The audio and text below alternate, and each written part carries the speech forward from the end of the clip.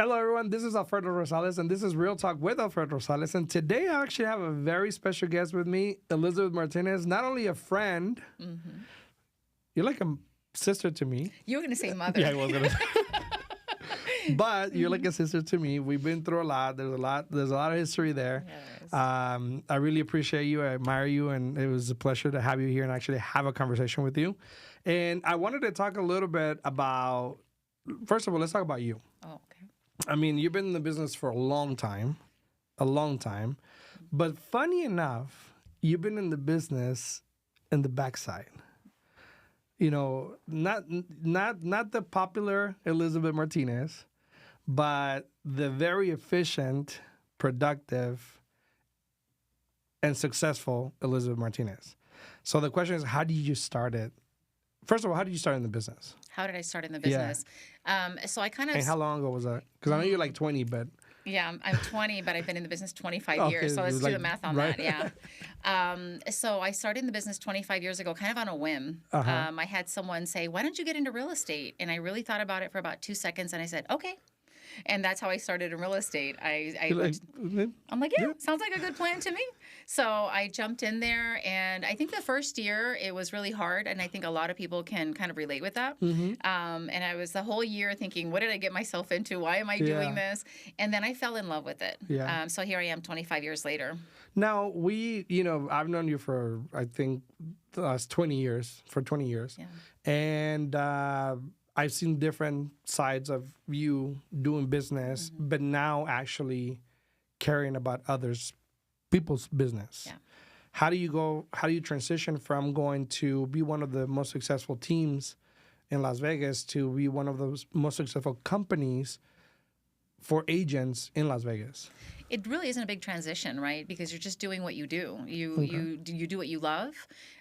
You do it a lot. You do it long hours, right? So nothing really changes. Only the focus changed, right? So it changed from being a team and focused just on our team, and you were part of that, so you know. And really just focusing on our clients and doing what's best for our clients, and then just kind of shifting that to our agents now, right? So I think we hit a certain number. I think we were just under 700 transactions that we kind of said, we need to make a little bit of a shift on this, because where do you go from there? And then we decided that we were going to focus on helping and creating more folks that could do the same thing that we were able to do, right? Giving them that opportunity to replicate that with other people. And that is our passion right now, is to see people grow. I remember back in the days, we always talked about systems, right? How important systems are to scale a business. Because if you don't have systems, then you can't scale, right? You're always going to be stuck. So I remember back in the day, we always had the conversation about McDonald's. Yeah. You mentioned all the time how you wanted your office to be as such, where anybody can leave, but then there's a system behind it, and anybody can jump into that position, right? Now, how did that influence you guys to teach now agents in your office? Like, how does that work? It's hard. Yeah, right. It's hard because agents they're free spirits. This is why we're in this business, right? So to get an agent that's a free spirit and they're entrepreneur and they just want to go out there and do sales and take care of their clients, and then you're telling them, hey, you have to follow a checklist. Step 1, step 2, step 3. If you want to be successful. If you want to be successful, it's a struggle, and you just have to create those disciplines, just like we did back in the day. Yeah, and I mean, we worked long hours. We were hard back then. You were harder than me, but now what about hard too. No, but you like stay longer than me. But what would be like now today, like with this market, with everything's going, with the shift and all the new things that's coming up, technology and all this, how do you go from being an office that we used to be, or an office that you used to be, like, let's say 10 years ago, nowadays, how can you inspire newly coming real estate agents that are joining the force? There's a lot of mixed messages out there, right? So if you're a new agent coming into the business and you're watching YouTube or you're watching all these different mediums, TikTok, you're getting all different messages, and there's a lot of hype out there, so you have to be careful with that hype. And what we see is, especially the younger agents coming in, they're kind of thinking this is all, I'm going to have my first Mercedes and my mansion within a year of being in real estate, and they're not understanding what goes behind that, right? There is still the the basics that you have to do. You have to do the hard work. You have to learn. You have to grow. And then just kind of instilling that in our agents and saying, you have to be hyped up. You have to be excited about what you're doing, but you also have to see the reality of the steps that you have to take to get there. So it's kind of giving them that balance. Okay. The other day, like yesterday, well, the last 2 days, I haven't slept good. I've been like, my head's been going around with a lot of things that I'm, trying to do and deal with. And business wise, like I want to do this, I want to do all this. And my head's like just running in the middle of the night. How do you do it running a school, like running an enterprise? I mean, the school, the business, the mortgage, like all this, because I'm sure you're involved in everything. I am. How do you freaking do it? So what are you saying, that it's hard to be the vice president of Century 21 Americana? No, I'm just saying it's hard to be the vice president with Walmart Martinez. And all these things that I do, it's you are on about 24/7, and I know that I dream about it. You do? And I wake up in the middle of the night and I have a notepad next to me to make sure I don't forget what I'm doing. So you are kind of on because it's your passion. Yeah. So it's what you dream about, So would you say people that are not successful, would you say people that are not really at that level or can get to that level, will get to that level, are not really passionate about what they do? Or is there like a certain level of passion that you can have and then just be okay with it? Success is what you define. And I know that's really cliche. Yeah. But success, we have folks that come into the business as a second career. They're in retirement age. And success to them is kind of keeping their, whatever standard they had before. Their lifestyle, maybe? Their lifestyle. Okay. And success to them might be doing, a deal a month or 3 deals a year. And how do you deal with that? How do you deal with somebody that you're trying to get to 100 or 200 units, and then somebody's trying to, I just want to get to 20 or 30. Like, what's that message that you send? Like, is there a medium? Yeah. So the message is really clear and it's really basic. The message is set your goals and then set what you have to do on a daily basis to get to those goals. And if those goals are 3 deals a year, then we set goals for 3 deals a year. And if that makes you happy. Now, it is, I think, my job as a broker to say, I think you have more potential than that. Right. So why don't we shoot for 5, right? And then see how that plays in. But some people just don't want to put in the time commitment and what it takes. And you have to go with what they want. How many people you have under your charge right now? So right now, in the brokerage, and the staff.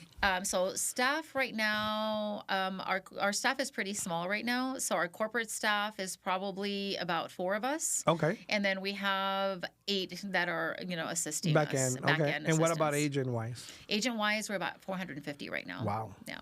Wow. Yeah. How can you deal with 400 people? I'm a therapist, I'm a friend, I'm a broker, all of the above. And it's fun.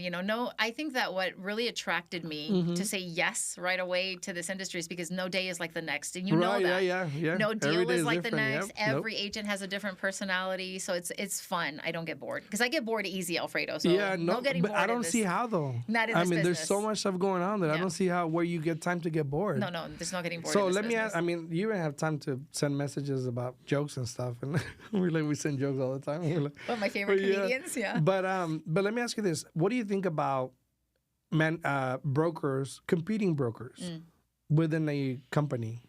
I think that some business models require a broker to compete. Okay. And I'm just going to leave it there, right? Okay. So if you have a certain business model, you have to generate income, then you're going to have to do business. Okay. Right?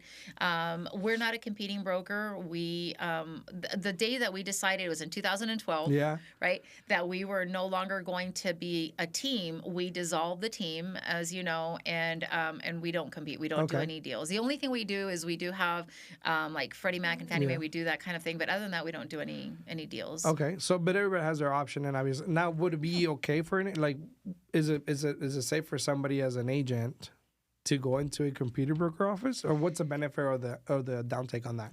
It's not that it's unsafe. Okay. And it all depends on the brokerage and the leadership, right? So you're going to have leaders that they're competing, but they're producing their own business and they go out there and they do their thing and you do your thing. That's perfectly fine. I think what you would want to watch out for is if you're going into a brokerage where your broker competes, and then they're offering you maybe leads, like are they going to cherry pick those leads? So just you have to look at that as case-by-case basis and look at the broker and really see how you feel about it. Now, let me ask you, you guys are expanding rapidly to different markets. Yeah. We're in Nevada, we're in Arizona. That's correct. Where else?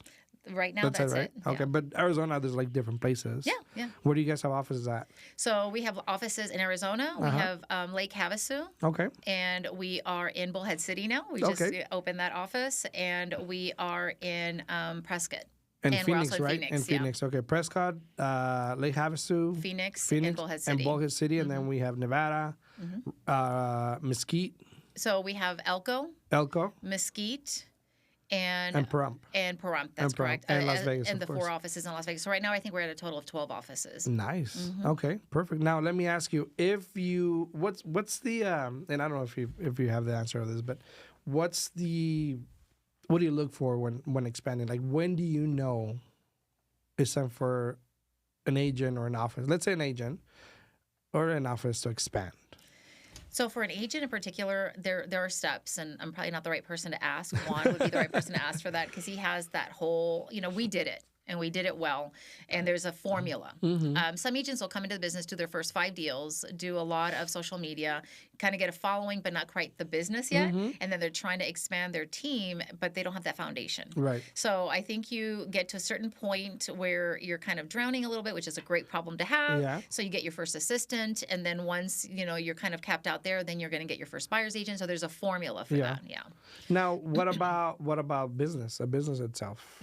Not, let's say you already run a successful team. What about expanding to other markets? You have to be ready. I think whether you're an agent or whether you're a brokerage, you have to be ready and you have to have a good foundation.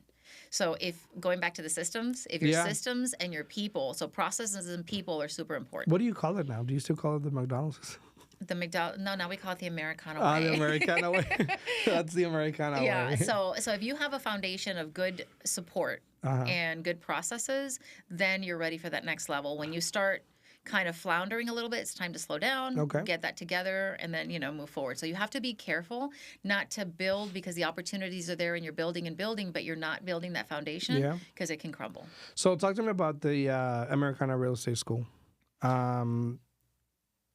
I know that you run that, but do you see, and obviously everything is based on numbers because I know you, but do you see that real estate is still an interesting business? It's a roller coaster, right? Right. So right before COVID and during COVID, we were huge. We had probably a couple hundred students a month that were attending classes. Where it was during COVID, obviously everything was online.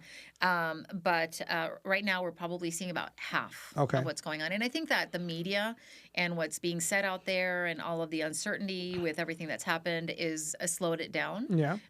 But it's starting to pick up again. I'm starting to see the numbers pick up. Yeah. So I seen that. I mean, I go to the school every now and then, just kind of peeking my head and just look at the numbers. But let me ask you also this in regards to your success. Okay. Now let's go back to you a little bit. You've run this company for the longest time, and I know you're gonna say Juan, but no, I know Elizabeth runs the company, Juan. So, but how does that sit you like to sit in the back? I mean, there's people that want recognition, right? But you don't. No. Why? I mean, and I'm not saying why, but I mean, I applaud you for that. Yeah. But why people beg for recognition and you're like, dude, I have this thing. I don't need the recognition, right? I think there's something for everybody, right? Okay. And I think that the people that want and like and accept the recognition are the people that should be in the front. They should be leading that in the forefront. For me, I just like... Are you sending a message? I don't send messages. Maybe a little bit. But I think that, what I do, I feel is important. And I feel a sense of satisfaction that what's happening, whether I get the accolades or not from people I don't know out there, I see the results. I see our agents that have grown their families, their business, their income. So to me, that's a satisfaction. So I get my recognition by walking around my offices and going, gosh, we helped that person get to where they are. I think that speaks very well of you because obviously a lot of people everybody loves you. I don't think I ever, well, maybe one or two, but there's a few there, but everybody loves you, and you attract people. Your smile, your leadership, you attract people, and I think that says a lot about you. Obviously, I respect you a lot, a ton, and if you wanted to say a message to leaders, and before you do that, let me ask you one more question. Okay. What would you want to not see in 2025 from real estate agents? What would I not want to see? what what I have been seeing over the years is kind of a diminishing of our professionalism. Okay. And I think that it is okay to go with the trends. You know, the ties are kind of out, the checkered shirts are in. I get it. But we still have to keep that professionalism. So I'd hate to see for our industry to lose that because, you know, it's important. What we do is important, and we lead people. We are examples for people, and I think that we have to keep up our professionalism. Okay. And is there anybody that, to end this, is there anybody or anything you want to say, and you can say it to the camera here, but anything you want to say to the industry, to realtors, to anybody, the consumer, obviously with everything going on, with the change of power, with the social media, with the new rules and all these things, anything you want to say? So with the new rules, one thing that I heard that horrified me was that they said that real estate is a mafia, and that what we do is we put out photos on Zillow, and anybody can do that. That is something that we as an industry have to battle, going back to that professionalism, showing our value, showing what we do for our families that we put into homes, that we grow their, you know, their generational wealth. You know, we do a lot. And we do a lot for our communities, and I think that we need to put that out there in a professional manner and let people know what we do and how we do it and what impact we have for the community. Well, there you hear it. Elizabeth Martinez, te quiero y me quedo corto. Oh, igual, igual. Nos vemos. See you guys on the next one. Ciao.